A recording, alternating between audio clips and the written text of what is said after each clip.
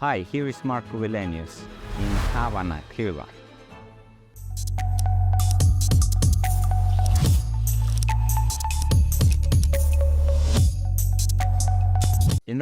Over 60 years there has been between Cuba and USA something which is called embargo. Embargo means that US Congress, after advice of President Kennedy, devised this embargo banning all the trading between these two countries.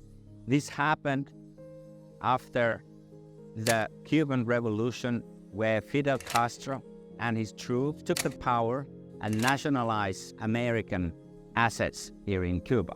Of course, at that time, it was a big deal, and it certainly paid its price, because even today, the situation is that very little happens between these two countries.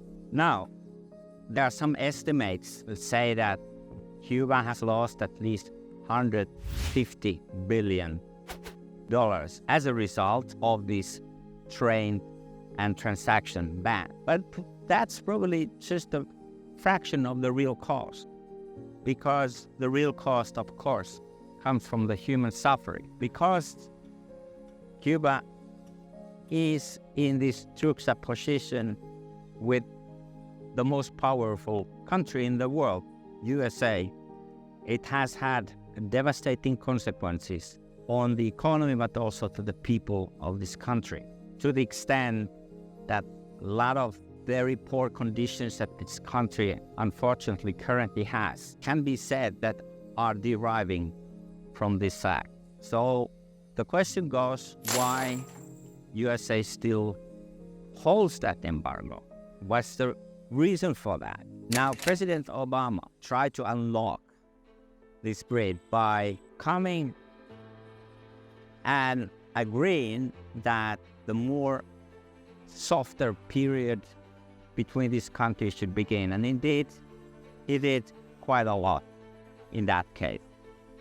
But after that, Trump came to power, and Trump had very personal reasons why he actually took away everything what Obama has allowed and increased and tightened the screw even more between the ban of these two countries. And what actually happened was that today, particularly after the pandemic, the situation here is really dire in Cuba. Looking at this situation currently, it is hard to see how this country can ever become really well-working country unless this embargo will be lifted. Cuba and Havana in particular is ridiculously close to the United States. We're talking about distance of 100 kilometers and less. And so it's really a neighbor geographic. And yet there is this antagonism. And my question is that why US can reconsider this, but because not only this would be good for the Cubans, but also for Americans, and particularly for the Cubans that are living in America. I understand that there are still some of the Cubans living in Florida that are carrying this old hatred against the communist regime of this country. But actually, it all happened so long time ago. Every sensible person would think that, well, it's time to move on. It's 60 years ago. The new generation, we're living in a completely different time. There is no such an antagonism anymore there. There is no basis actually for this embargo anymore. But of course, it's not only about American government and President Biden, but it's also about the Cubans. It's also about the Cuban government being courageous enough to raise the issue and address directly American Congress and President, and asking, can we negotiate this? Can we build a different kind of a future? Why are we locked in the past? Because ultimately all this means suffering for the people. And I don't think that Americans, congressmen, president, or ordinary Americans want consciously to cause this. No, they want people thriving here as well. And there would be a lot of benefit for the Americans if this country could get back on its feet and the investment would start to flow, because actually this is the country of a lot of possibilities. You look what could be done here. Well, first of all, we can build a new energy systems here.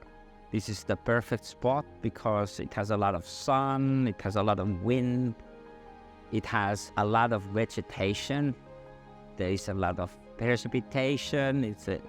There are so many opportunities here also to build businesses of all kinds. And now in the recent years, this government here has actually freed a lot of private entrepreneurship that was not there only some years back.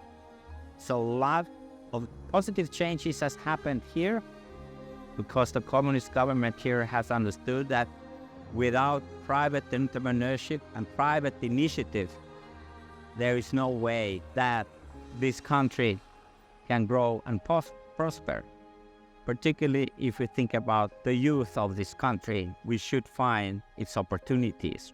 In every year, there is astonishing amount of the youth that leaves this country because they don't find the opportunities, because money is not flowing here, and the country is stuck with its past. So Americans would do a really great work here without losing none of its money, none of its reputation, none of anything that is precious for that country.